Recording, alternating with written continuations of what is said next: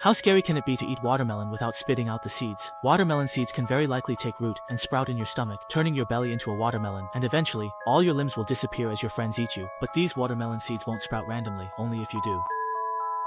Protecting yourself will keep you safe, but this boy just doesn't believe it and insists on eating heartily. As a result, the watermelon seeds slowly made their way into the boy's stomach to absorb nutrients, leading to sprouting. The next morning, the boy didn't feel anything unusual, but his bed was already covered with watermelon leaves. It wasn't until he washed his face that he noticed something in his nose, and when he pulled it out forcefully, it turned out to be a watermelon leaf. He was so scared that he fell to the ground, staring at the countless watermelon leaves scattered around him.